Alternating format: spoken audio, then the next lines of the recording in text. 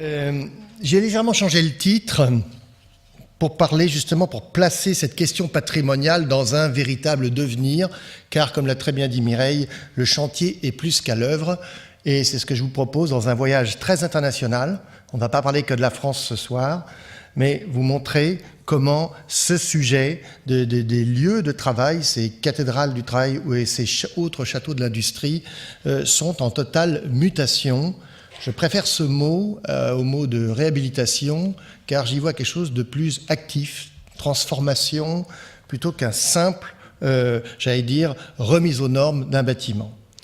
Alors pour bien cadrer le sujet, j'ai pensé que Chirico, cette vision métaphysique, en effet, de l'usine, ça pouvait être tout à fait intéressant pour lancer le sujet. Alors évidemment, on ne peut pas faire abstraction de la question de la démolition d'un patrimoine qui, aujourd'hui, évidemment, la question est complètement revue différemment et on se pose bien les questions, mais là, je les ai mis justement aussi, ces démolitions dans une sorte de mouvement, car ça, c'était le mouvement d'avant. Aujourd'hui, je vais vous montrer que, précisément, les choses s'inversent et vont dans l'autre sens. Là, il y a deux choses, la démolition de ce chevalement de la fosse de Lens, et vous verrez qu'à Heure-à-Lens, justement, le Louvre s'installe très très bientôt, et la destruction de l'île Seguin, dont nous reparlerons tout à l'heure avec le projet de Jean Nouvel. Alors, il se trouve que la question de la prise de conscience internationale sur le patrimoine, elle est très intéressante de la voir dans l'actualité. Et il y a quand même des marqueurs. Les marqueurs, c'est quand l'UNESCO commence à s'intéresser aux vieilles usines, à ces machines infernales. Et là, vous avez à gauche le Völkingerhütte dans la Sarre, qui est un des plus grands paysages industriels, construit à la fin du 19e siècle, sur un enjeu environ 600 000 mètres carrés d'usine, mais là, c'est pas pour faire du chiffre, c'est juste pour vous donner l'ampleur de cette... on vous parlait de cathédrale, vous voyez un peu comment sont construits ces bâtiments. Et c'est intéressant de le mettre dans l'histoire de l'UNESCO, parce qu'il va classer la saline d'Arc-et-Senans en 1982, et plus tard, Zollverein, dont nous reparlerons tout à l'heure dans la Ruhr, où Rem Koolhaas est intervenu, en 2001. Et là, ça a été un peu le pivot, enfin, c'est comme ça que je l'analyse, où en 2001, eh bien, on va, en 1994, pardon, on va absolument sacraliser ce lieu pour justement ne pas le démolir. Dans le même temps, et ça c'est assez tragique, d'où le titre de Time Magazine, The Tragedy of Detroit, de voir qu'une ville, l'une des plus grandes villes américaines, berceau de l'industrie automobile, ce qu'on appelle l'une des Big Three aux États-Unis, et bien est en récession totale depuis 2001 et voit sa ville désertée, exactement comme des villes fantômes du Far West. Et c'est une ville qui enregistre un taux de chômage qui est le plus fort de tous les États-Unis, entre 30 et 50%, et surtout, et ça s'accompagne de ce phénomène de dépopulation, puisque la population de 2 millions d'habitants de cette ville de Detroit est passée à simplement 800 000, avec un nombre de logements vacants, inoccupés, des usines, bref, un sentiment assez terrible. Voilà. Et ces deux images, en fait, montrent bien là, le travail sur lequel les architectes vont aussi travailler un jour, de la transformation, réimaginer un futur pour ce site qui s'est arrêté de cette aciérie, et puis de l'autre côté, le berceau de l'industrie automobile américaine qui justement doit trouver un renouveau, donc une reconversion. Alors, il se trouve que le patrimoine industriel fascine absolument les artistes, et je vais vous mettre juste quelques images pour vous rafraîchir la mémoire. Déjà, cette œuvre qui vient d'entrer dans les collections du musée d'Orsay montre à quel point les cheminées, les fumées, tout ça fascine les peintres. Et puis, ça se rapproche beaucoup plus de nous, le travail de Bernd et Hilda Becher, donc ces artistes de l'école de Düsseldorf qui ont inventé cette nouvelle forme de photographie photographie documentaire et qui passent leur temps, ou qui passaient leur temps, devrais-je dire, à identifier, faire un inventaire de tous les patrimoines, les silos, les hauts fourneaux, les châteaux d'eau, et ils ont participé à cette prise de conscience de l'importance d'un patrimoine industriel. Et je les cite, en dépit de sa monumentalité, le Haut-Fourneau n'a été jusqu'aujourd'hui ni compris ni reconnu comme création architecturale. Et je trouve ça intéressant de voir que des artistes considèrent que l'usine, ce qu'on pourrait considérer simplement un travail d'ingénieur et autres, est au contraire un travail de création architecturale. C'est éloge de la complexité qu'on voit ici dans ce travail rigoureux des Becher qui est dans tous les grands musées du monde. Et puis, il y a Michele Antonioni qui, pour le désert rouge, dont c'est le premier travail en couleur, va choisir justement le monde des usines pour camper une histoire d'amour. Et je le cite, « En situant l'histoire du désert rouge dans le monde des usines, je suis remonté à la source de cette sorte de crise qui, comme un fleuve, reçoit 1000 affluents, se divise en 1000 bras pour enfin tout submerger et se répandre partout. » Alors on voit que cet univers onirique, fantastique, là on voit Tarkovsky avec Stoker, et donc là c'est tout l'univers de Tchernobyl, donc là on est plus dans un patrimoine irrémédiablement perdu, qui est là célébré dans une des œuvres les plus extraordinaires du cinéma. Si jamais vous ne l'aviez pas vu, je crois que vous pouvez encore le trouver en DVD, c'est pas facile, mais ça vaut le coup, longue introspection dans le monde industriel.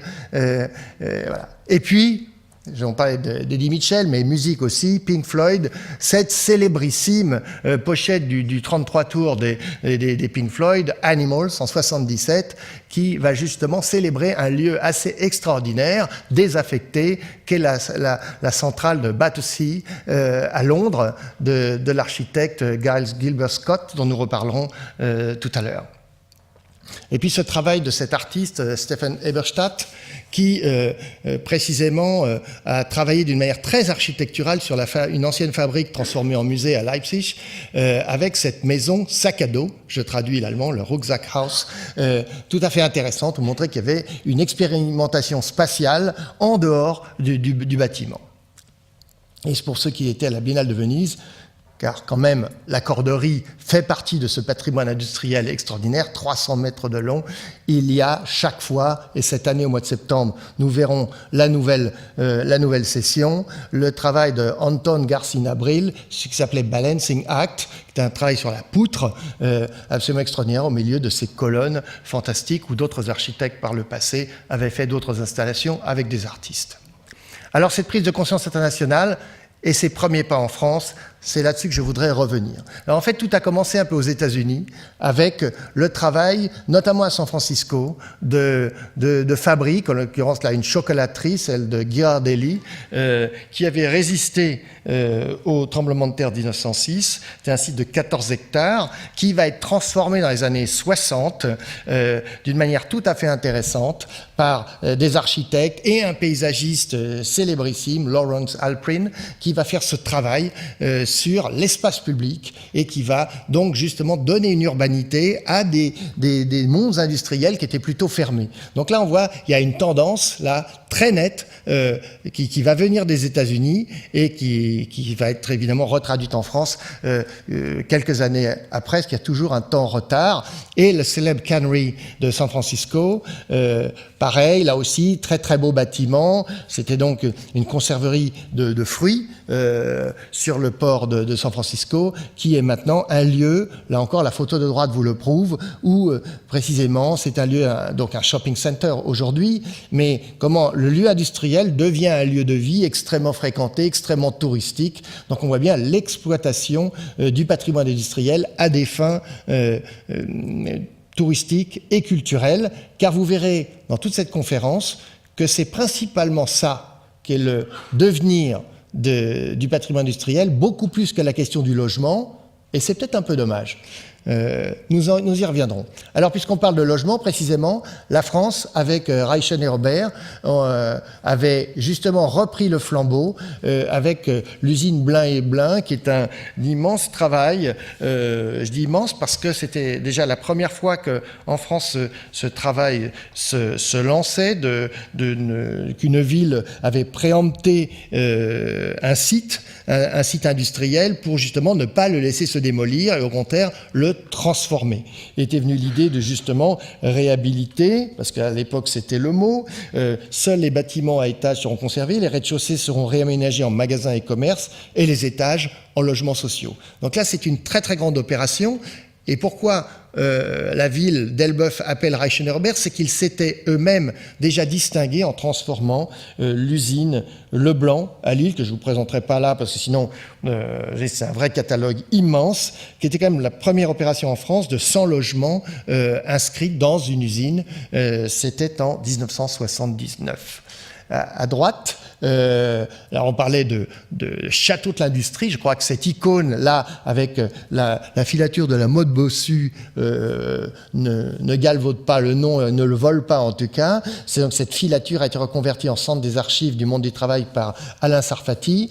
Donc c'est un travail. Donc il y a mis un pont-levis contemporain qui marque le seuil, nouveau canopy pour entrer dans le bâtiment qui est complètement évidé, transformé évidemment à des fins tertiaires, car là aussi, évidemment, c'est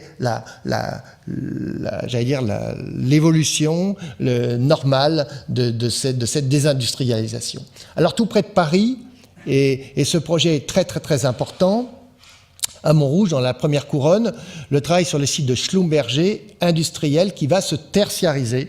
Et là encore, on voit comment un architecte va travailler sur cette question à la fois de reconvertir un lieu, mais aussi de l'ouvrir sur la ville, de l'ouvrir d'une manière urbaine avec un véritable espace public, car à la place du jardin que vous voyez là sur le plan, travail d'Alexandre Chemetov, eh bien, il y avait un site de production. Donc l'idée a été de détruire le site de production, d'en garder le pourtour. Donc on garde on pourrait dire la mémoire là, on transforme en bureau et ensuite on ouvre à la ville. C'était un véritable bonus et ça c'était non seulement le désir d'un architecte, la stratégie de Renzo Piano, dont c'est le premier travail sur une friche industrielle, je tiens à le dire. Donc c'était là qu'on a commencé à le voir à l'œuvre. Et Dieu sait qu'il a excellé sur le sujet par la suite.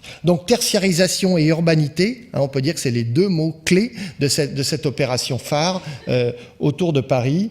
Et l'autre personne, c'était quand même le PDG de Schlumberger, Jean Riboud, à qui il faut rendre hommage aussi, car c'est lui qui demandait aussi à l'architecte à justement ouvrir ce bâtiment sur la ville, donc que l'usine s'ouvre sur la ville. Ça, c'est vraiment quelque chose de très important en matière de maîtrise d'ouvrage architecte, où il y a un couple, on le dit souvent autour de cette table, mais là, c'est un véritable champ d'expérimentation de cette coopération, et le résultat, vous l'avez devant les yeux. Il se trouve que 20 ans après, Schlumberger a quitté le site et aujourd'hui, le terrain a changé de main et donc va devenir une sorte de ces clusters. Donc l'avenir est devant. On espère que l'architecture ne changera pas parce qu'on voit pas ce qu'il y aurait à changer une seconde. Je ne voudrais pas qu'on oublie non plus les entrepôts Lenné à Bordeaux, parce que c'est un lieu absolument extraordinaire, un lieu pour l'art contemporain, un lieu pour l'architecture. C'est aussi le travail très peu connu, parce qu'on les associe très peu à ça, ils sont connus pour bien d'autres choses, de Vallaudepice sur ces entrepôts qui étaient au début entrepôts réels des denrées coloniales. J'adore le titre. Voilà. Donc ce lieu est le lieu aussi d'expérimentation pour tous les artistes et je vous ai mis cette photo de cette célèbre installation de Daniel Buren qui justement va brouiller les cartes, va complètement changer le lieu avec son travail sur le miroir et sur ses lignes, comme vous le connaissez bien. Mais là, on voit bien comment on prend le vertige dans le patrimoine industriel avec argument topique, non de l'installation. Alors, dans le domaine de la transformation et de la reconversion, il y a quelques icônes mondiales que je voudrais absolument célébrer. Là, je les ai mis par ordre d'apparition sur scène. La première est au Brésil, c'est le Sesc Pompeia. Alors, qu'est-ce qu'un Sesc? Ce sont des abréviations, je ne les traduirai pas en portugais, mais ça veut dire qu'en ce lieu, c'est un programme unique au monde, vous avez la culture et le sport qui se rejoignent en un même lieu d'un centre social. Donc ça, c'est une programmation fantastique, et à partir de là, un architecte, en l'occurrence une architecte, la célébrissime Lina Bo Bardi, va faire ce chef-d'œuvre, car il s'agit d'un chef-d'œuvre. Là, vous en voyez la partie la plus brutaliste, la plus puissante, mais le projet est en 2 morceaux. Il revitalise une ancienne usine de peinture, de bidons de peinture, et développe un programme dans cette sculpture, cette architecture extrêmement sculpturale, extrêmement puissante que vous avez ici. Alors, vous voyez le lieu, à gauche, les bâtiments nouveaux, à droite, les bâtiments réhabilités, et comment, justement, dans cette la finesse du travail de Bo Bardi sur les poutres, le travail sur le sol et autres. Donc là, vous avez des bibliothèques, des lieux d'exposition. Récemment, Eliafour Eliasson, grand artiste s'il en est, a irrigué tout le lieu du Sesc pour en faire un travail personnel. J'ai mis cette photo pour vous montrer à quel point l'usine, justement, avec la beauté de cette usine de briques et autres, avec ce travail justement pour aérer, pour justement que les odeurs de peinture disparaissent. Justement, le travail de Bo Bardi est précisément de travailler là-dessus, de le réhabiliter, de le laisser comme tel, et justement après de le ponctuer d'interventions très précises. Et je trouve que cette infiltration du béton, là, assez brutaliste, avec la finesse de la brique, est un mariage absolument extraordinaire, très fin, très subtil et aussi très puissant. Alors évidemment, le morceau de bravoure est cette œuvre que vous connaissez sûrement au moins en image, avec ses passerelles.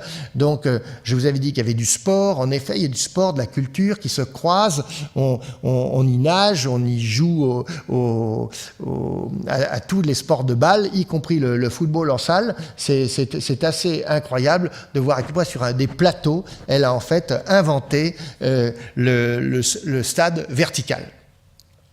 Et puis, ces percements dont on aurait pu imaginer qu'elle se soit inspirée de Gordon Matta Clark, eh bien pas du tout, elle s'inspire, et Mireille en parlait tout à l'heure, de l'architecture vernaculaire.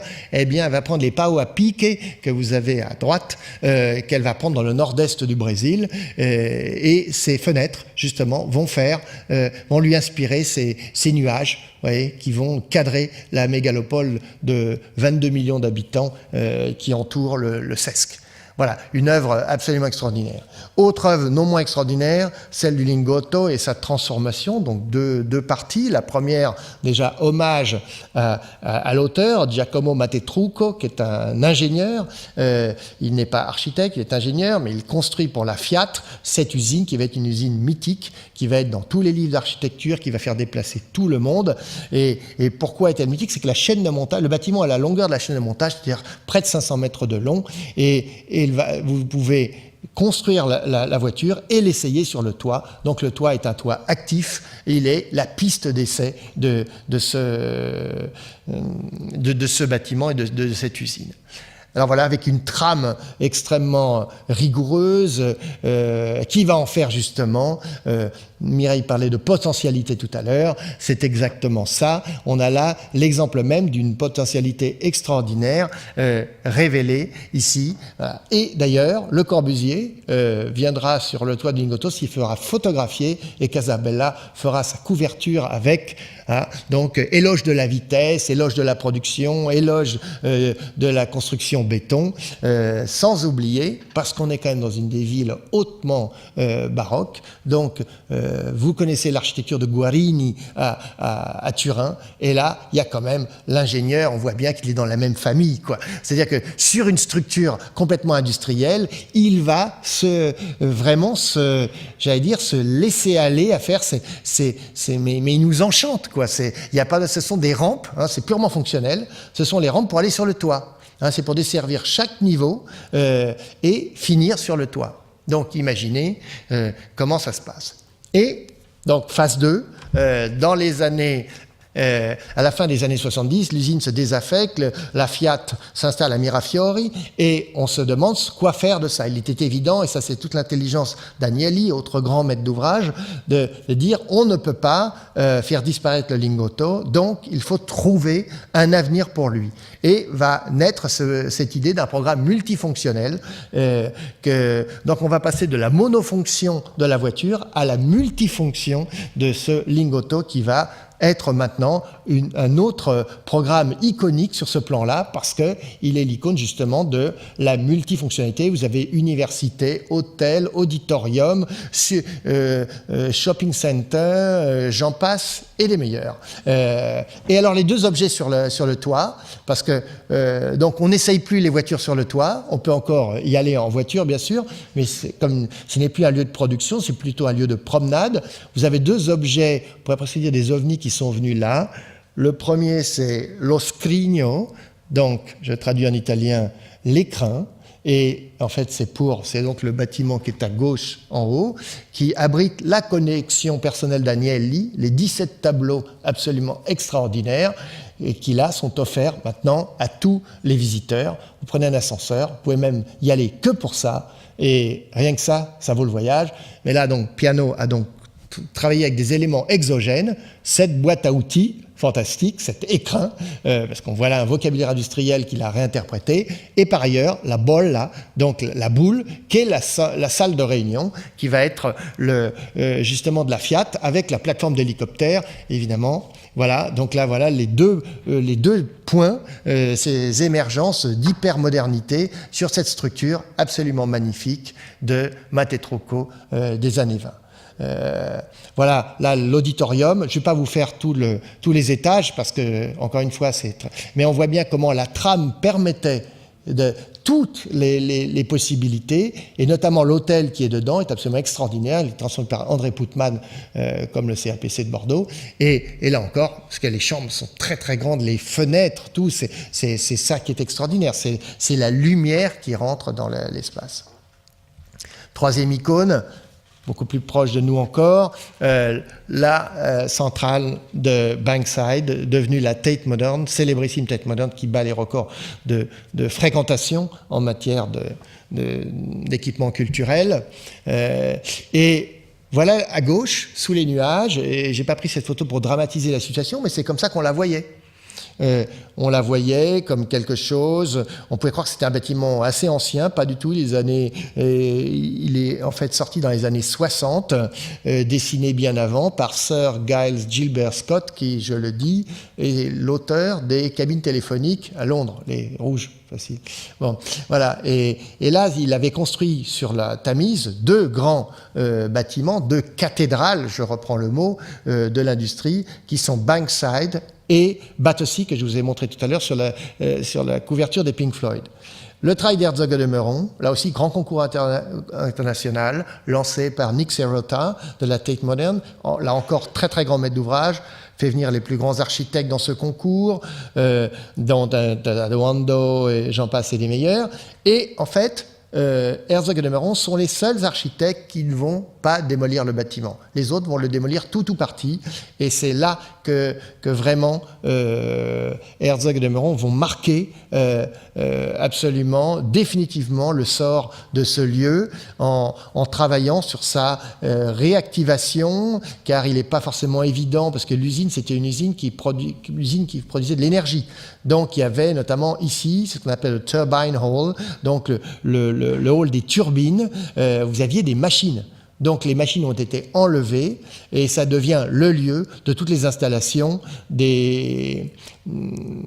pour artistes, avec notamment Anish Kapoor, Marsyas en 2002, Oliafur Eliasson, The Weather Project, voyez qu'à chaque fois le lieu change et c'était à tout génie. Et tout récemment, Ai Weiwei avec Sunflower Seeds, donc toutes ces graines qu'il va dont il va recouvrir tout le sol de l'espace public, car il y a espace public, et c'est très intéressant dans ce travail d'Herzog-et-de-Mérange, qui ont toujours voulu ce bâtiment comme un bâtiment ouvert à la ville et qui se connecte sur la nouvelle passerelle faite par Foster et Caro, qui relie de l'autre côté à la cathédrale Saint-Paul. Donc vu le succès de l'opération, ils ont déjà imaginé, et c'est en construction, vous pouvez le voir à Londres déjà, ça monte tous les jours. C'est donc l'extension de la Tate Modern sous une forme pyramidale un peu plissée, on le dira comme ça, donc qui est l'extension du bâtiment. Donc là, un bâtiment extrêmement contemporain qui va trouver justement une grande intelligence de connexion. Donc ça, on en parlera peut-être une autre fois, parce que là, je vous montrerai des coupes et autres, mais je voulais montrer que déjà, ils étaient dans la phase 2 de la transformation de ce site, car la Tate Modern est emblématique de la transformation de tout le site de la rive sud de Bankside, où personne n'allait avant. C'était vraiment, comme on dit, glauque. Glauque au point de vue ambiance, c'est pas au point de vue couleur. Je crois que vous qui avez assisté à tous les cours avec assiduité, on vous a déjà présenté ce projet, donc je ne vais pas m'appesantir sur la question, je voulais simplement le mettre dans cette question des icônes, car ça reste comme une icône extraordinaire. Je ne sais pas ce qu'en a dit mon prédécesseur, sûrement énormément de bien, parce que c'est une des icônes que Le Corbusier lui-même déjà avait repérées. Et si je retrouve la petite citation, il y avait vu un bâtiment, voilà la création, voilà citation de Le Corbusier, création des temps modernes, elle efface sa signification désespérante au mot prolétaire. Il écrira cela dans La Ville radieuse en 1933. Donc, ce qui est fantastique, c'est qu'en effet, cette usine de tabac devenue une usine de thé, puis aujourd'hui reconvertie en bureau, c'est pas tellement sa reconversion qui est intéressante, parce que le travail de l'architecte, j'allais dire qu'il est relativement banal. Il n'est pas exceptionnel, il est bien, quoi. Mais le bâtiment était tellement bien qu'il suffisait de se glisser dedans, et c'est peut-être ce qu'il a fait de mieux. Alors, changement d'échelle, le territoire en conversion, parce que ça, c'est aussi quelque chose de nouveau, peut-être, vous voyez. Première étape, on prend conscience. Deuxième étape, on transforme, on arrête de détruire. Troisième étape, on essaye justement d'apporter par des éléments de programme un véritable changement de destination. Et puis, là, il y a un travail sur l'échelle, car les sites industriels ont ça aussi, outre la possibilité d'offrir des volumes capables absolument extraordinaires pour un futur, aussi d'avoir une dimension urbaine, et c'est le cas ici du site Nestlé. Donc cette usine Meunier, j'imagine que dans ce cours, elle vous a déjà été présentée, donc mais vous vous souvenez, donc un petit rappel que c'est la première réalisation en France d'un immeuble squelette, la peau c'est la structure, voilà, extraordinaire. Donc ça c'est le moulin de Jules Saunier, et ensuite donc l'usine Meunier qui va devenir donc rachetée par Nestlé et va devenir le site donc comme on dit en français, le headquarter de Nestlé, avec ce travail de Reichenberg sur l'ensemble des bâtiments, la cathédrale, la longue rue et autres. À toute autre échelle et avec beaucoup moins d'icônes architecturales, le travail sur l'île de Nantes est totalement intéressant, car Alexandre Chemetov, dans sa démarche du plan guide et du déjà là, avait donc justement préconisé qu'on ne détruise pas le patrimoine industriel, même s'il pouvait apparaître comme étant pas extraordinaire. Et donc là, vous avez par exemple les chantiers navals du Bijon, qui vont devenir un des plus grands espaces publics couverts de l'île de Nantes, qui est cette, comme on dit dans le jargon urbanistique, cette nouvelle centralité en face, la ville historique, et reliée par cette passerelle menant à la cité judiciaire de Jean Nouvel que vous voyez en arrière-plan noir. Et je vous ai mis cette photo parce que vous avez là le site d'Alstom, donc un site qui évidemment était désaffecté et va se transformer complètement la justice n'est pas une transformation, c'est une création contemporaine, mais les autres bâtiments qui l'entourent sont complètement des transformations, donc à des fins tertiaires. Là, la maison de l'avocat s'est implantée là, avec ce travail des architectes Formacis au sein de cette île. Autre programme absolument extraordinaire, programme même on pourrait dire exaltant, c'est le travail de l'IBA de la Ruhr, d'Emscher Park. Donc elle est tellement célèbre, je ne vais pas trop m'étendre dessus, mais je voudrais quand même la rappeler parce que le Zollverein, dont je parlais tout à l'heure, qui est inscrit maintenant au patrimoine de l'UNESCO, fait partie de cette démarche des 87 sites de la Ruhr qui ont trouvé là aussi, une transformation, une mutation, une reconversion, on pourrait dire même une renaissance assez extraordinaire. C'est-à-dire, on ne détruit pas, on transforme et on travaille sur le programme, sur l'écologie et même sur le sentier à vélo, puisque ce qui unifie tout le territoire, c'est ce qu'on appelle en allemand le Radweg, c'est-à-dire le chemin à vélo. Donc ça, c'est pour la mobilité douce. Et là, je vais revenir sur le site de Zollverein, site déjà extrêmement riche. C'était la plus grande mine d'Europe dans les années 20. Donc là, le travail sur le minerai, c'est fini, mais des architectes sont intervenus, Sejima, Norman Foster, Sejima avec un bâtiment complètement contemporain, Foster déjà avec la première transformation, et à une très grande échelle, là, Loma, donc Rem Koolhaas, a transformé l'ancienne laverie de charbon en justement musée de la mine. Et c'est assez extraordinaire de voir comment il l'a transformé avec un véritable travail sur la lumière, tout ça en s'infiltrant, là encore, et en passant au milieu des machines, car sinon il y aurait eu une contradiction. Voilà le travail aujourd'hui d'un paysage. Donc tout ça est travaillé, j'ai beaucoup insisté sur la notion de paysage et d'écologie. Donc le paysage vient toujours infiltrer. Donc finalement, le lieu le plus polluant devient le lieu qui est le plus remarquable en termes de paysage naturel, simple et autres. C'est assez fantastique de voir comment la nature a repris ses droits. Tout ça est pensé, dessiné, travaillé, donc le travail sur l'architecture, le design, le paysage, tout va de pair dans ce travail de revitalisation de Zollverein de la Ruhr. Juste à côté, vous avez ces immenses, mais ça dépasse le Lingotto. La photo de gauche vous donne l'échelle absolument phénoménale. Et d'ailleurs, Wim Wenders a tourné son film sur Pina Bausch, précisément dans ce lieu. C'est dire si, là encore, la puissance industrielle, là, devient une puissance créative absolument extraordinaire. Et je vous ai mis à droite l'image du gazomètre de Oberhausen, donc qui n'est pas à Zollverein, c'est juste à côté, mais tout ça se touche, c'est un territoire, j'allais dire, sans fin. Là encore, vous voyez la nature très présente. Et ce grand gazomètre qui fait quand même 110 mètres de haut, c'est pour vous donner l'échelle, ce qu'on ne se rend pas compte. Ces 110 mètres, eh bien, ils se sont posé la question de savoir, est-ce qu'on le détruit, est-ce qu'on ne le détruit pas? La réponse a été, on ne le détruit surtout pas. Donc, il fallait trouver quelque chose. Ils ont donné une programmation culturelle et pour lancer l'opération, ils avaient fait appel à Christo qui a fait ce barrage. Vous vous souvenez de la rue Bonaparte avec sa fameuse installation toute petite et là, il a eu justement un gazomètre de 110 mètres de haut pour faire son installation en bidon extraordinaire. Voilà la reconversion de la Ruhr avec ce site de Zollverein. Je ne voudrais pas qu'on oublie le travail de Claude Vasconi à Berlin, parce que Berlin est connu pour son travail d'architecture absolument et d'urbanisme absolument extraordinaire, mais ça, peu de gens y vont parce que c'est pas central.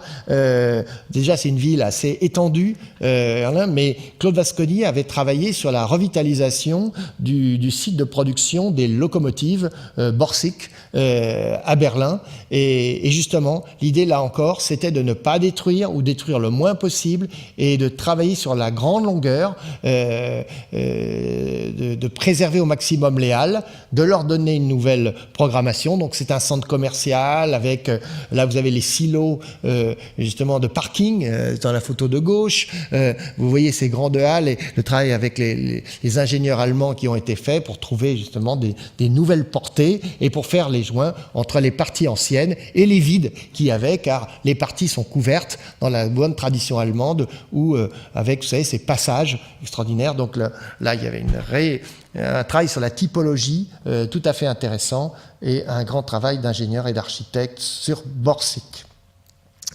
En Belgique, pratiquement à la frontière française, le Grand Ornu, vous devez connaître sûrement ce lieu, c'est un lieu industriel absolument architecturalement très très intéressant parce que il y a tout, il y a le château, il y a les habitations pour les ouvriers, on voit bien là tout s'organise dans la logique du 19e siècle et puis cette grandiloquence du lieu, cette grande place, vous voyez, un peu comme une arène qui est là. Et évidemment, quand ça a été désaffecté, il fallait aussi y trouver une histoire. Donc le Grand Ornu est devenu un lieu évidemment sur la question industrielle, mais aussi sur l'art contemporain. Et ça, c'est le travail dont je voulais parler, celui de Pierre Ebelink, architecte belge extrêmement talentueux, qui a fait cette extension, qui s'est greffé justement sur l'anneau, là, pour faire ce travail en venant au milieu des bâtiments et là aussi en insérant des bâtiments et des pièces pour justement faire les liens. Il va soulever le bâtiment, il va faire un bâtiment pont, ça va être la grande galerie dans laquelle les artistes, là encore, dont Christian Boltanski, avec les registres du Grand Ornu, c'est la première partie en dehors du travail d'Ebelink, et dans la seconde, vous avez ici une présentation sur des villes chinoises, brésiliennes de Beat Straley en 2008, là encore, qui utilisent juste le mur, rien d'autre, le reste est vide, et c'est rendre hommage, là encore, à l'espace inventé par Pierre Ebelink. À Barcelone, dans le quartier dit de Poble Nou, qui est le plus grand quartier de transformation en ce moment à Barcelone, c'est-à-dire pour ceux qui connaissent la ville de Plaça de Glòries, donc ce grand giratoire urbain jusqu'au Forum.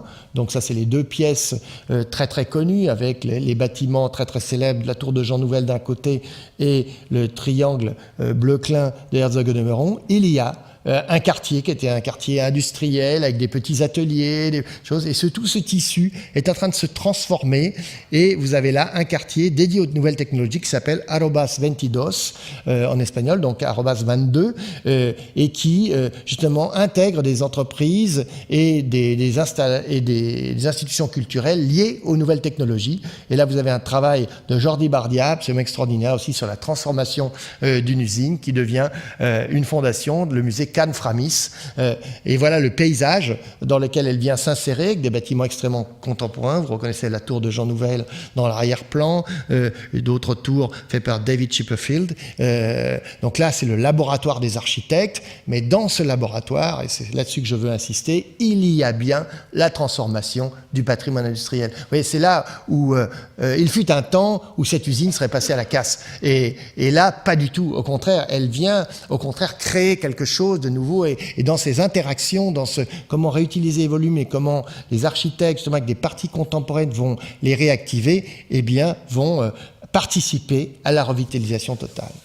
Alors s'il y a bien une revitalisation absolument phénoménale, c'est celle de Naoshima. Vous avez peut-être vu ça au Palais de Tokyo il y a 2 ans, ils étaient venus présenter tout le travail. Donc un mécène s'est mis à acheter non pas un bâtiment, ni même un site, mais lui, des îles entières dans la mer intérieure du Japon. Donc nous sommes à 700 km en gros de Tokyo, et Naoshima est un ensemble d'îles jadis industrielles qui se transforment et se transforment en quoi? En lieu de pérégrination artistique, culturelle, architecturale. Donc architecture, paysage, art contemporain, c'est les 3 composantes de ce nouveau territoire magnifique, terriblement abîmé par l'industrie il y a un certain temps.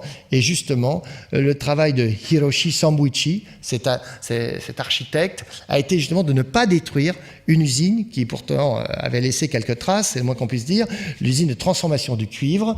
Et cette usine va être transformée en musée en hommage à l'écrivain Mishima. Donc voilà le site, on pourrait dire terriblement romantique, avec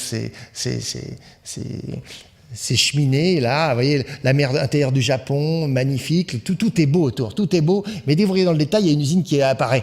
Donc c'est ça qui est terrible. Elle a été pas mal mitée dans les années 60, et aujourd'hui, désindustrialisation, dévitalisation, même dépopulation, donc il fallait absolument réactiver les choses, et donc ce mécène a eu l'idée de lancer un grand programme, et donc il a commandé à Sejima notamment beaucoup de choses, à Tadawando, enfin il y a une liste d'architectes extrêmement brillants, et les artistes aussi. Boltanski a d'ailleurs fait tout un travail sur le cœur, sur les palpitations du cœur, sur les je ne sais pas quel mot il a, d'ailleurs sur non pas les bruits du cœur, mais enfin vous les entendez palpiter dans ces îles, et c'est tous les enregistrements qu'il a fait des chœurs qu'il a pu connaître. Voilà l'intérieur de l'usine transformée. Donc l'architecte est venu se glisser dans l'existant. Il en a fait aussi un laboratoire de développement durable, c'est-à-dire qu'un travail sur le travail sur l'air est absolument travaillé d'une manière très sophistiquée. Et puis là, c'est donc la reconstitution à l'intérieur de la maison de Mishima, donc avec un travail donc absolument extraordinaire sur le parcours initiatique de l'œuvre de l'écrivain japonais, et aussi, et on voit bien, une matérialité assez exceptionnelle. Vous avez là ces morceaux, là où on voit qu'il y a encore du cuivre dedans. Regardez la couleur que ça a pris au contact. Et derrière, c'est l'extension contemporaine, vous voyez, qui vient s'imbriquer avec ce travail d'une architecture un peu de talus, qui n'est pas une architecture de la disparition, mais qui vient justement dans un existant trouver son équilibre extraordinaire. Alors récemment, nous avons fait une grande exposition ici en ces lieux dédiée au laboratoire de Lyon-Confluence. Lyon-Confluence était presqu'île au sud de la gare Perrache, jadis industrielle, et qui va devenir, et déjà en première phase, déjà bien enclenché, mais qui à l'avenir va complètement changer, va devenir un véritable quartier mixte. Et dans cette mixité, il y a un travail, un peu comme sur l'île de Nantes, de ne pas démolir les traces industrielles, au contraire de les revitaliser. Donc le travail avec Michel Desvignes, Herzog-Odenmoor et Michel Desvignes, c'est précisément, il y a un grand marché d'intérêt national qui était là, de ne pas le démolir, de le réactiver, vous voyez, et d'y trouver des solutions. Et partout, il y avait des bâtiments industriels, dont la sucrière, transformée par William Vassal récemment, donc qui était le lieu de la Biennale d'art contemporain. Et c'est donc transformé une deuxième fois pour justement trouver d'autres facilités, comme on dit en anglais, de programmes, et pour revitaliser le site. Le travail du cube orange, si je l'ai mis là, c'est de Jacob McFarlane, c'est parce qu'il leur était imposé de s'intégrer. Alors après, on peut juger de l'intégration au bâtiment des Salins, qui est au pied, de l'intégrer c'est qu'il était hors de question, il fallait que le bâtiment soit justement l'intègre d'une manière et d'une autre. Et eux, ils ont travaillé de cette manière. Je vous invite à le voir. C'est très très intéressant de voir ce travail sur les vides, les pleins, Donc vous avez un cube vert, mais qui lui n'est pas relié au patrimoine. Celui-là l'est, et vous regardez les structures industrielles, les ponts qui ont été là aussi mis en lumière. Tout ça a été sauvegardé.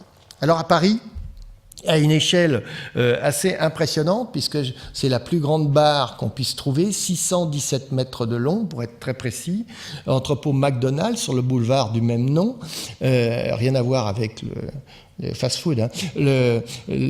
Vous avez là un ancien entrepôt qui va devenir un nouveau lieu mixte, avec un travail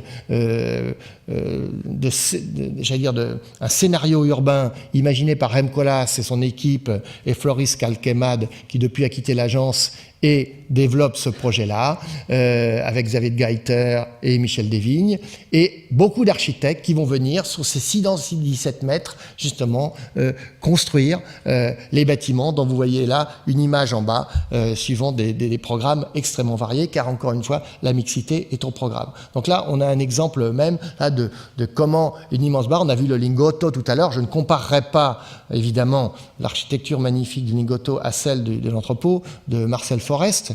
C'est pas la même chose, mais quand même c'est la longueur, vous voyez, que de cette grande échelle, on peut évidemment tirer parti.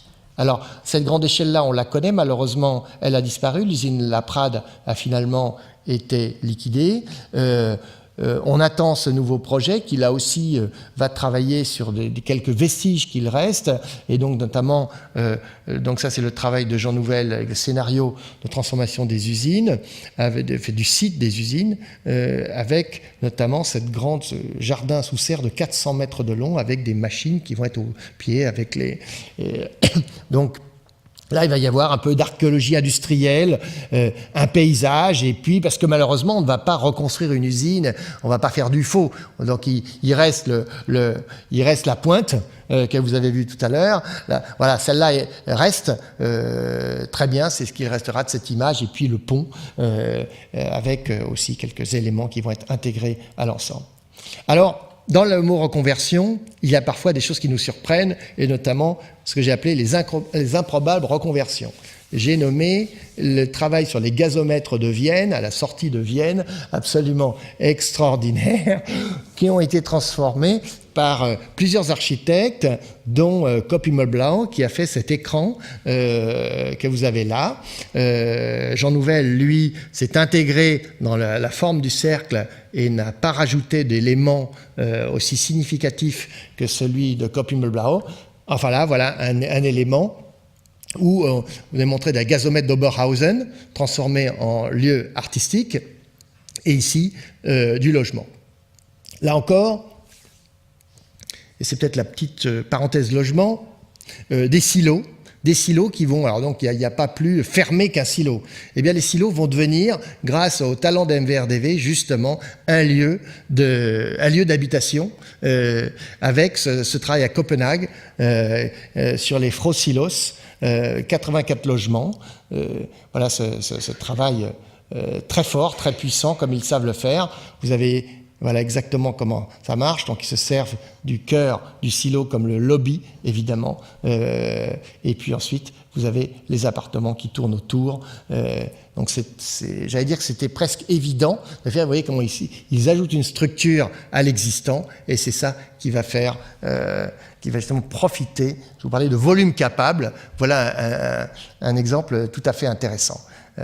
Donc voilà, le silo à l'intérieur retravaillé justement sur ces parties intérieures, et puis comment dans cette relation évidemment à l'eau, toujours extraordinaire comme Copenhague peut l'offrir, ce travail sur le pourtour, donc ces structures périmétriques. Kranjspoor à Amsterdam, là aussi, très très intéressant, parce que c'est l'exemple même de comment une infrastructure devient une architecture. Évidemment, cette grue construite dans les années 52, qui ne servait plus, aurait pu très bien partir à la casse. Elle ne servait franchement plus à rien. Mais là encore, intelligence du diagnostic, certains se sont dit mais non, elle fait partie du paysage, donc pourquoi ne pas trouver une solution? Et ce sont les architectes d'OTH, qui n'ont rien à voir avec le bureau d'études, qui ont fait ce travail sur de tertiariser cette barre de 270 mètres de long pour le transformer donc en bureau. Voilà un travail assez exceptionnel, très pur, comme un lingot, là aussi posé sur ce support.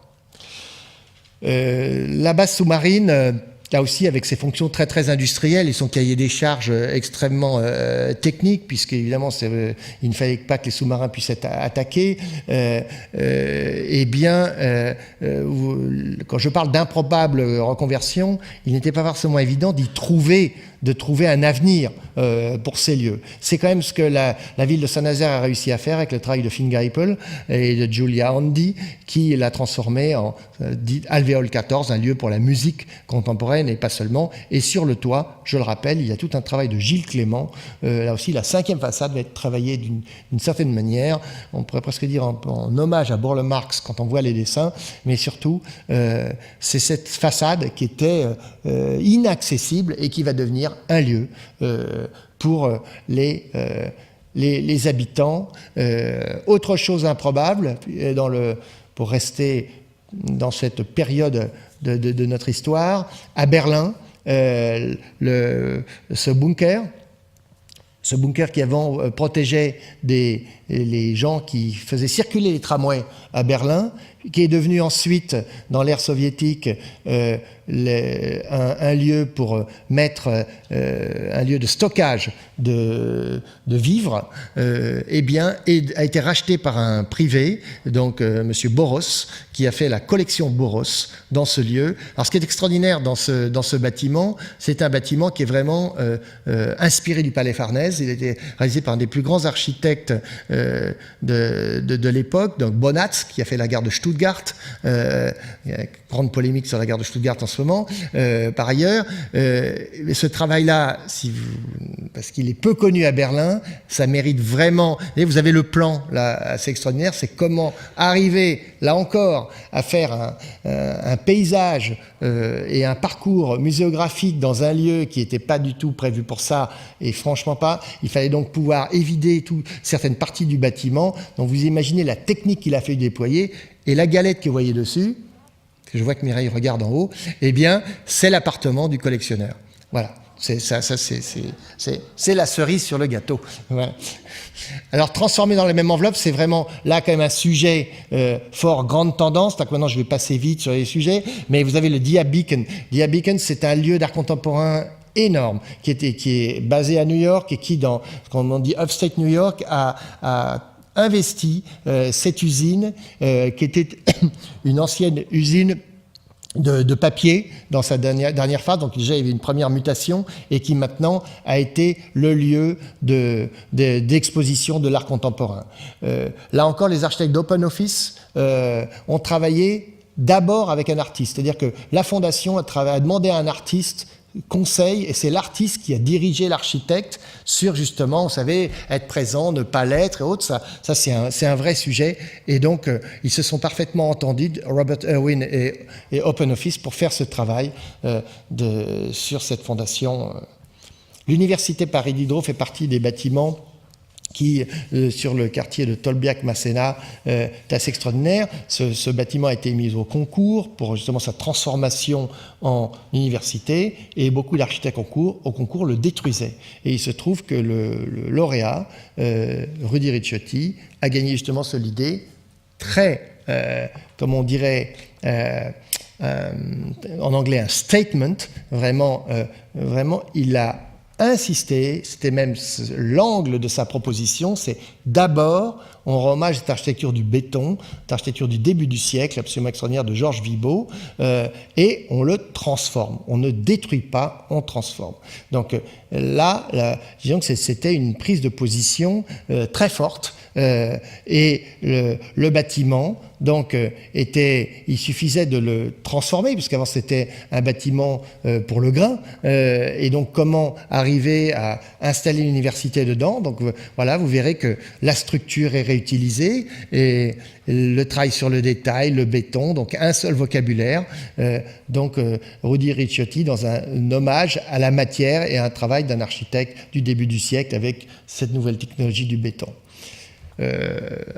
À Marseille, vient de s'ouvrir le silo dans le port de Marseille, donc autant dire une enclave fermée, et en plus c'est sous douane, et donc une salle de spectacle. Ce bâtiment, là aussi désaffecté, aurait pu être détruit, il ne l'a pas été, protégé, transformé par les architectes Carta et Castaldi en salle c'est pas un zénith, ça n'a pas ce statut-là, mais c'est une grande salle pour la musique, et là encore, la difficulté, donc était déjà de travailler sur comment l'accessibilité sur un bâtiment qui est sur l'entreprise du port de Marseille. Donc il fallait trouver d'où ces passerelles extérieures, d'où ces adjonctions que vous voyez, car sinon vous étiez dans un périmètre interdit. Et puis après, de transformer ce bâtiment célèbre pour sa salle dite des Tétines, que vous avez à gauche là, et en salle de musique. Donc voilà, la coupe vous montre le travail de l'architecte, travail structurel très très important, voilà, dans ce site qui va être l'un des points forts de Euroméditerranée. Vous avez en arrière-plan la tour de Zahadid, qui est la première des tours de ce nouveau quartier. Le reste, c'est François Leclerc, l'architecte, qui va développer tout un nouveau territoire au pied de cette ex-silo. Pour rester avec les silos, à Strasbourg, dans le port de Strasbourg, il y avait ces silos, là encore, question, et puis le débat a très vite été tranché pour la préservation de ce silo, qui est une pièce très très importante et structurante du port de Strasbourg. Et donc les architectes Ibos et Vitar ont gagné le concours sur l'idée de venir justement compléter la pièce, compléter le volume, c'était exactement ça, et intégrer une pièce au milieu des pièces, et c'est tout le travail qu'ils vont faire en gardant cette idée. Ce qui était opaque, ils vont le rendre en fait transparent pour qu'on puisse lire très agréablement. Donc la structure là est très marquée par ces grosses piles cannelées absolument extraordinaires. Donc le fil conducteur est un fil graphique que vous avez le fil technique par les structures, et puis vous avez le fil graphique par cette œuvre qui vient courir avec ces lignes rouges dans tout le bâtiment. Et vous avez en bas, dans cette photo de Georges Fessy, le travail parfait, absolument réglé.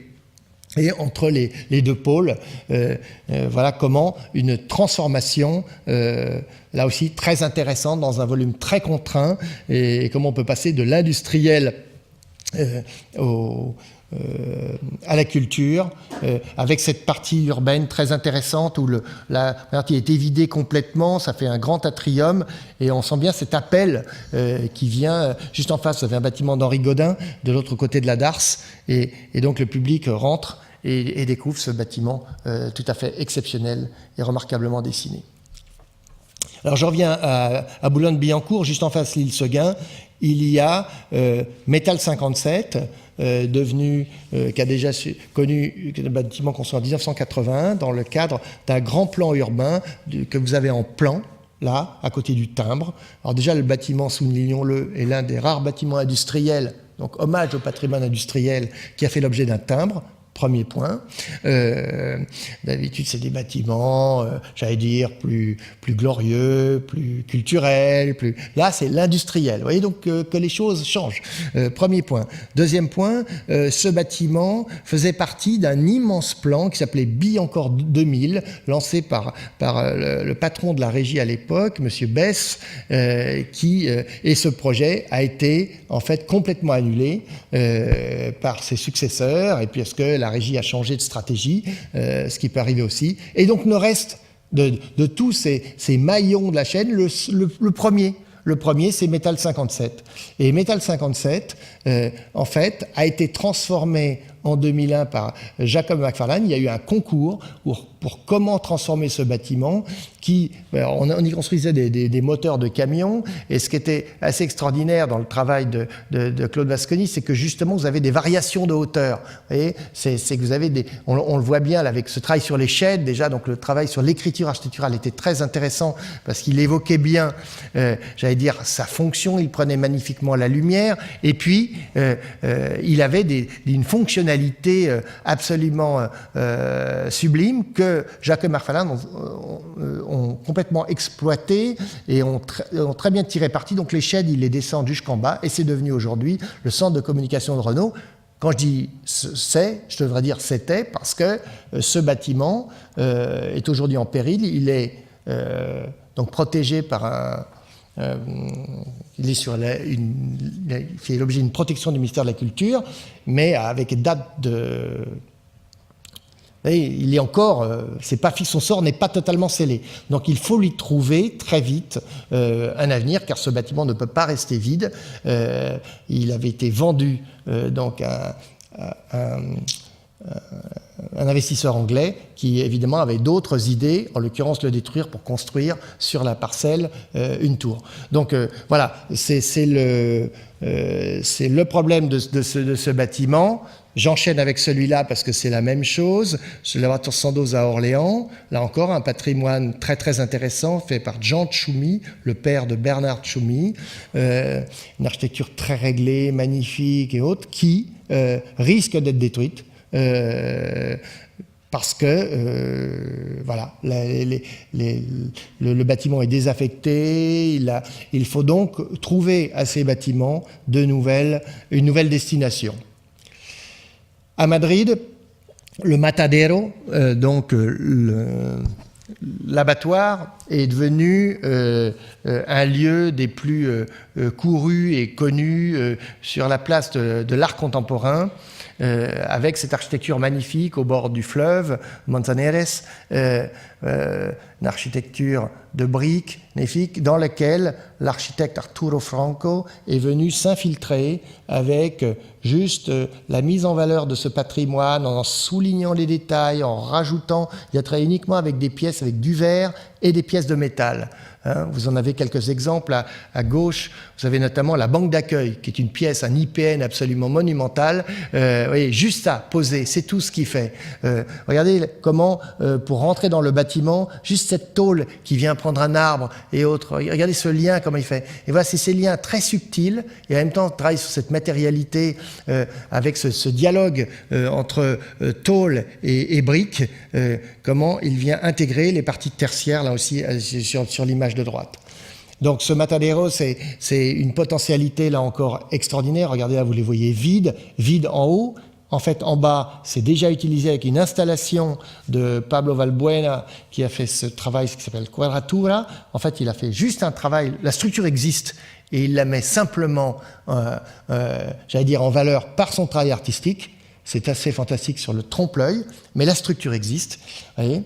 Et puis, pour rester dans le domaine des abattoirs, à Shanghai, ce travail de l'architecte Balfours, absolument extraordinaire, une dentelle de béton que Perret n'aurait pas renié, et puis un travail de structure, et là aussi cet univers, j'allais dire à la Escher, vous savez, de passerelles absolument extraordinaire. J'imagine que les scénaristes de Inception avaient dû voir ce film pour imaginer leur structure des rêves, parce que tout est déjà là, comment tout est lié, relié avec des sous-ensembles et autres, et comment l'architecte de l'époque, dans les années 30, avait imaginé des systèmes pour que le sang, pardonnez-moi le détail, mais puisse justement très vite s'évacuer, pour que ce soit, comme il y avait une rigueur de conception, une intelligence absolument extraordinaire. Alors en quoi c'est transformé ? En centre de la mode et du design. Donc là encore, extraordinaire de voir comment ce lieu, intact, peau intacte, rien n'a changé, il y a juste à réutiliser. Donc, vous voyez, quand les bâtiments sont forts, eh bien, j'allais dire que la réutilisation, elle est évidente. Alors, je voudrais insister sur la question de la greffe urbaine, j'en ai un peu parlé déjà, mais rappelez que le lieu unique, quand même, qui a fait l'objet d'un sauvetage de dernière minute, puisqu'on allait tout massacrer, et Jean Blaise a persuadé Jean-Marc Ayrault qu'il fallait absolument garder cette pièce, et il y est arrivé, et Patrick Bouchain a fait le reste de cette transformation extraordinaire que vous connaissez. C'est un des lieux les plus hybrides culturellement, avec ce travail intégrant sur toute une façade, ce travail d'artiste qui s'appelle le grenier du siècle, où donc ce sont des bidons, et les bidons contiennent en fait la mémoire des Nantais, c'est-à-dire que chacun était venu au passage du siècle donner quelque chose, et certains disent qu'il y a la recette du petit beurre, c'est pas prouvé, mais certains le disent, voilà, dans l'un de ces bidons, donc, et par contrat, on ne peut l'ouvrir que dans un siècle. Donc voilà, il faudra attendre un peu pour avoir la réponse. Toute anecdote mise à part, il y a là ce travail absolument extraordinaire sur la valorisation d'une pièce industrielle et de sa réactivation. Voilà une installation d'artiste au milieu de la grande halle. Vous voyez, ce n'était pas une architecture extraordinaire comme celle que j'ai pu vous montrer, mais quand même, sa finesse, sa simplicité et autres permettaient une réutilisation tout à fait simple. Eh bien, ça a été fait. Alors, ça a été évoqué tout à l'heure, l'école Val-de-Seine, en effet, est un exemple de préservation et de réactivation du patrimoine industriel avec l'ancienne usine de la Sudac. La Sudac, en fait, produisait de l'air comprimé et qui permettait à toutes les horloges de Paris d'être bien à l'heure. Voilà, donc cette usine ayant fermé, il fallait trouver une destination. Eh bien, la destination, c'est une école d'architecture. Et Frédéric Borel a travaillé en 2 temps, réactivation d'un lieu sans jamais oublier création contemporaine. Le travail, c'est avec cette plateforme suspendue sur le thème de la métaphore de la ville. Voilà, à l'inverse, l'image. Donc, on voit bien comment il soulève le bâtiment pour justement mettre cette architecture extrêmement sculpturale, cette architecture d'auteur dont il a le secret, et de l'autre côté, il se sert des voûtes de la Sudac pour en haut installer la bibliothèque de l'école, magnifique, n'est-ce pas, et au rez-de-chaussée, un lieu d'exposition ouvert sur la ville. Donc voilà un exemple même où patrimoine et création, on pourrait le dire, là, c'est tellement évident dans une image.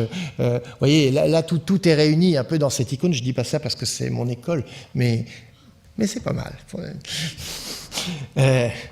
Dans le Nord, ce travail peut-être moins connu de la Cité internationale de la dentelle et de la mode, là encore avec le Moitié-Rivière, qu'on fait cette extension, un travail sur la peau assez extraordinaire, reprenant en effet toute cette idée en effet des métiers à tisser, vous voyez, et qui va devenir un thème de façade et autres pour filtrer la lumière, pour justement régler les questions thermiques et autres. Vous voyez, regardez les ambiances nouvelles dans ces salles absolument. Donc reconversion d'un côté et puis adjonction d'un bâtiment de l'autre.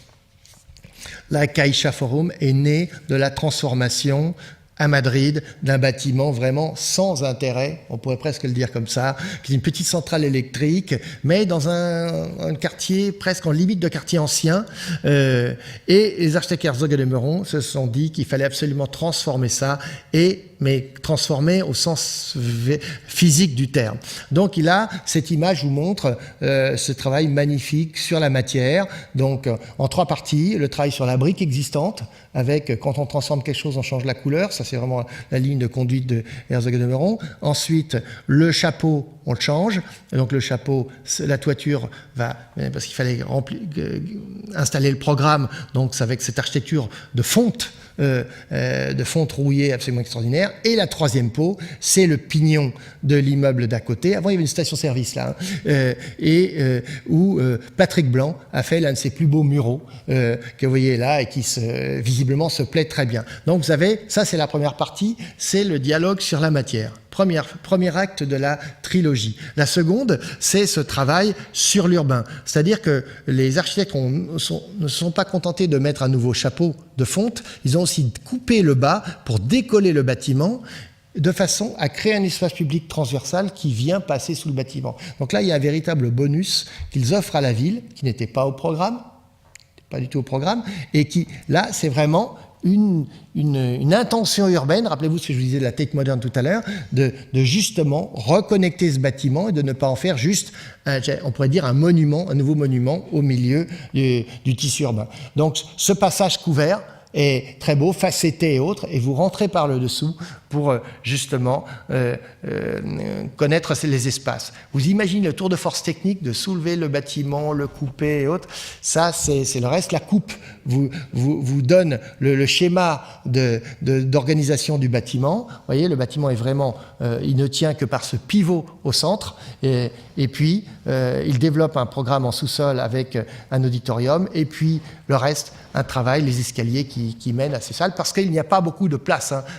C'est un petit bâtiment, c'était une petite centrale, mais c'est un grand projet. À Rome, à l'arrière de la gare Termini,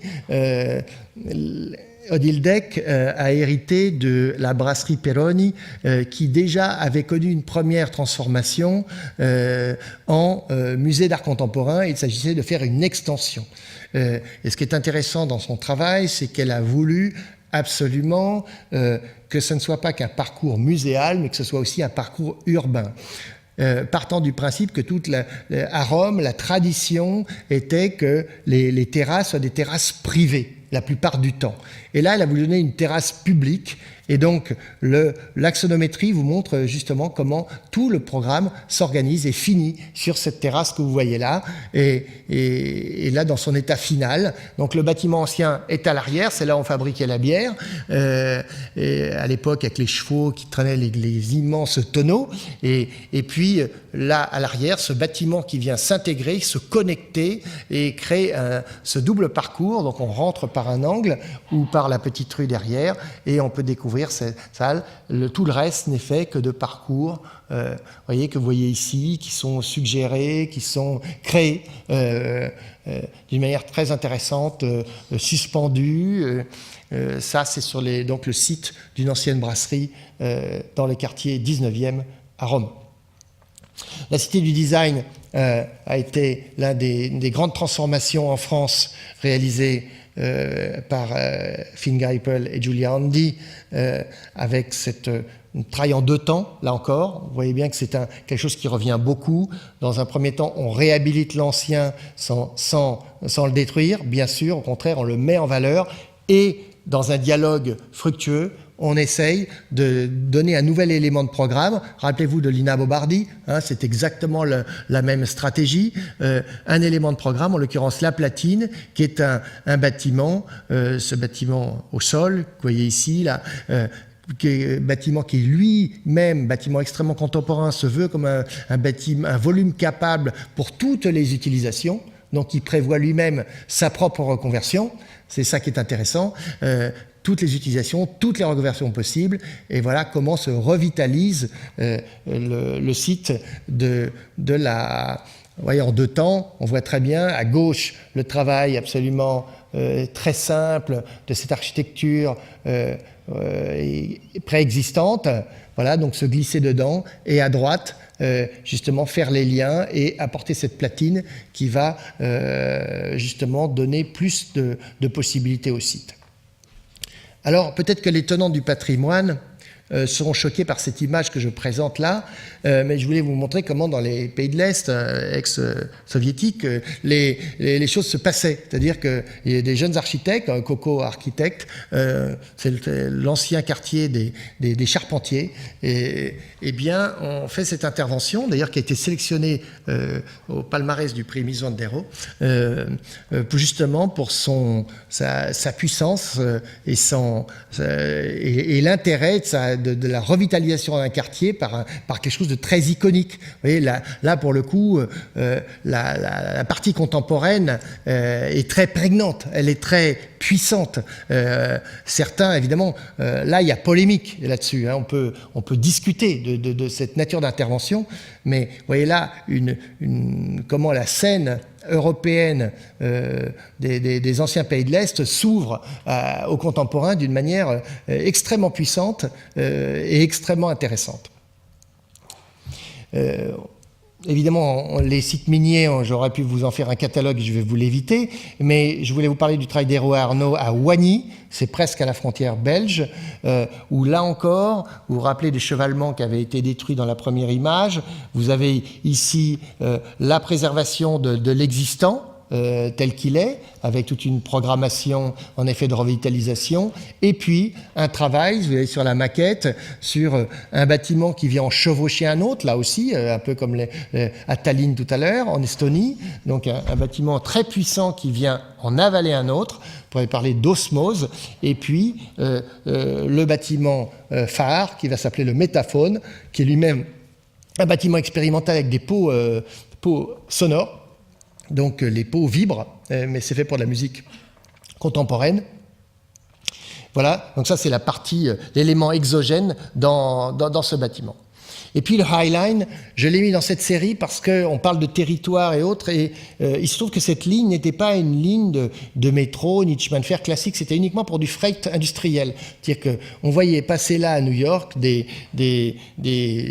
wagons chargés, vous voyez, et de matières premières et autres. Et il se trouve que l'architecte Dilo Escofidio avec Renfro ont réalisé cette transformation assez fantastique, fantastique parce qu'elle est simple, légère, inventive, et de le transformer en espace public, c'est quand même 2,3 km en plein New York où vous pouvez vous promener. Alors vous allez me dire, ça existe à Paris, c'est vrai, avec le viaduc des Arts, il ne faudrait pas l'oublier, et je ne l'ai pas oublié, mais c'est très différent, parce que c'est pas le même projet du tout. À Paris, chaque arcade est l'objet d'une revitalisation par le commerce, vous voyez, c'est très très très différent, un peu comme à Berlin on pourrait dire. Là c'est complètement différent, la sous-face reste un espace public, vous voyez, c'est un espace public à double pont. Voilà comment nous le dirons. Mais ce High Line reste et restera dans l'histoire de la transformation industrielle comme justement un linéaire tout à fait intéressant. Alors je terminerai par des transformations spectaculaires. La première est à Paris, avec ces docks de Seine, le travail de Jacob McFarlane, qui là encore, après diagnostic, ont voulu rendre hommage à une structure d'ingénieurs, ingénieur béton du début du siècle, absolument extraordinaire, très bien tramée, très bien construite, mais que les Parisiens ne pouvaient pas connaître parce que c'était habillé par des affiches, des tôles, oui, des tôles. C'était un vulgaire hangar avec une enseigne commerciale vendant des moquettes. Voilà, c'était connu pour ça, mais pas du tout pour son architecture. Et ce qui est intéressant là, c'est la révélation d'une structure. À l'origine, le bâtiment faisait quasiment 1 km de long, puisqu'il était fait de plusieurs bâtiments, comme ça, tout au long de la Seine, en face du ministère des Finances. Et là, c'est le dernier bout restant. Et donc, ils se sont appuyés sur cette structure pour faire ce qu'ils appellent un plug-over. Pardonnez l'anglicisme une fois de plus, mais c'est comme ça qu'ils s'expriment, c'est-à-dire de rajouter une structure à la structure qui va justement épaissir les pots et développer de nouveaux programmes, dont la reconquête de la 5e façade. Et évidemment, dans les structures spectaculaires à venir, il y a la transformation dans Hafen City. Nous sommes à Hambourg, qui est un des programmes expérimentaux, l'une des IBA les plus intéressantes en ce moment, sur la transformation de cette ville-port. Il y avait un bâtiment que vous avez à gauche, un bâtiment très bien construit dans les années 50, qui est un entrepôt. Et là encore, l'idée a été de ne pas le démolir, et de trouver une transformation. Donc, quelle est-elle? Donc, pour leur bâtiment, la coupe révèle bien, c'est-à-dire qu'en fait, ils vont se servir de l'ancien bâtiment pour faire le parking, donc pour ces nouveaux équipements. Alors, nouvel équipement, c'est quoi? C'est une philharmonie, mais c'est aussi un hôtel, c'est multifonction. Là encore, donc de la monofonction qui était à gauche va naître cette multifonction. Vous voyez, là, c'est quand même une tendance lourde. Dans tout ce que je vous présente, c'est comment les choses se croisent à chaque fois. Et la coupe montre après comment ils vont faire naître cette salle, évidemment, que tout le monde attend pour son acoustique, bien sûr, les musiciens, le public, mais aussi architecturalement parlant, au milieu de cette architecture assez fantastique dont les façades ont fait aussi l'objet d'expérimentations comme ça le fait Herzog & de Meuron. Et puis, ça, qui va bientôt sortir, oui, peut-être que la crise espagnole a un peu ralenti les choses, mais c'est à Séville. Donc, je choisis une ville de patrimoine pour finir. Et donc, vous connaissez tous Séville, on est tous attirés, charmés, on n'arrive jamais à en partir. Mais vous êtes passé 50 fois devant ce bâtiment, mais vous ne saviez pas qu'il existait, j'en suis sûr. Ce sont en fait les anciens chantiers navals qui datent du XIIIe siècle et qui sont en train d'être transformés par Guillermo Vázquez Consuegra, l'un des meilleurs architectes espagnols, et qui, devant la puissance de cette architecture et pour les besoins de la Caixa Forum, va donc installer l'art contemporain, puisque c'est exactement comme à Madrid avec Herzog & de Meuron. Il va donc là, il hérite d'un bâtiment autrement mieux que le bâtiment industriel et autres, mais on y construisait des bateaux. Et là, on va y construire justement un parcours qui est celui de la découverte de l'art contemporain. Voilà, tout son travail en maquette, justement un travail sur les toitures, très très intéressant, car l'idée, évidemment, c'est d'être en relation avec la ville, là encore, exactement comme la Tate Modern sait le faire, exactement comme le Lingotto sait le faire, et de cette proximité, parce que c'est quasiment au pied de la célébrissime Richalda. Donc vous avez là un travail sur l'infiltration de l'architecture contemporaine dans un bâtiment industriel très ancien, méconnu, et qui va se transformer d'une manière extraordinaire. Et ma toute dernière image, ce sera pour rendre hommage aussi au talent, puisqu'on parle de reconversion.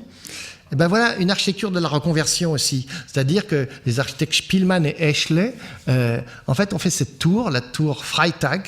Freitag, c'est cette fabrique de sacs que tous les jeunes, notamment, adorent. Ces sacs sont faits avec des bâches de camions recyclés. Donc, on est vraiment dans le thème du recyclage. Et là, ils ont construit leur bâtiment à partir de containers. Donc, vous voyez, là, on ne peut pas aller plus loin dans la reconversion industrielle. C'est là-dessus que je vous quitterai et je suis prêt à répondre à vos questions.